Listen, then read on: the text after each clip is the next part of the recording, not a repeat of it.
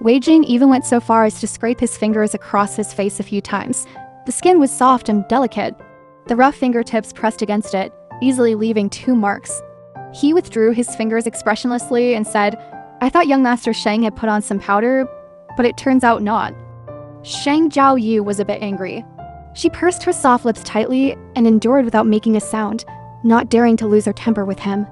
The frost was proud against the snow, and occasionally there were a few strands of plum fragrance wafting in.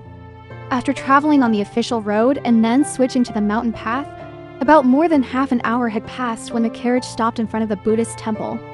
Having been unable to stop having nightmares last night, Sheng Jiaoyu hadn't slept for more than a few hours in total.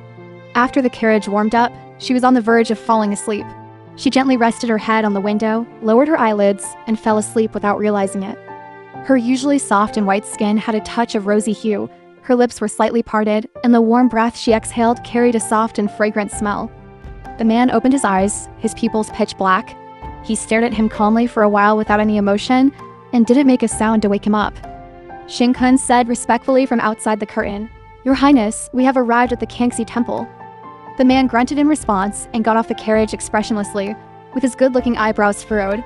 His tone was cold and emotionless, as he frowned and ordered coldly, "Wake up Sheng Qingyu."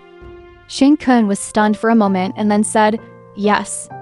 He hadn't expected that young Master Sheng would be so bold as to dare to sleep right under His Highness's nose. Xing Kun was dressed in black brocade clothes with a sharp curved sword hanging from his waist. He had thick eyebrows and big eyes, and there was a hideous scar on his eye socket, presenting a terrifying and fierce appearance. He lifted the curtain of the carriage rather rudely and knocked heavily on the wooden eave with his knuckles, making a dong sound. Sheng Jiaoyu awakened from her sleep. She gently opened her eyelashes and was greeted by a fierce-looking man with an expressionless face. Xing Kun raised his eyebrows and said, "Young Master Sheng, we're here." Sheng Jiaoyu calmed down and got off the carriage with a calm expression. There were 2 old ginkgo trees outside the Buddhist temple. The trunks were thick. Even several people couldn't encircle the roots with their arms. Colorful silk ribbons were hung on the dry and lonely branches. Words of blessing were written on the silk ribbons with gold powder dipped in ink.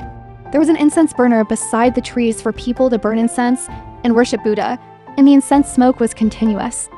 The temperature outside the carriage suddenly dropped, and her face was immediately reddened by the freezing weather.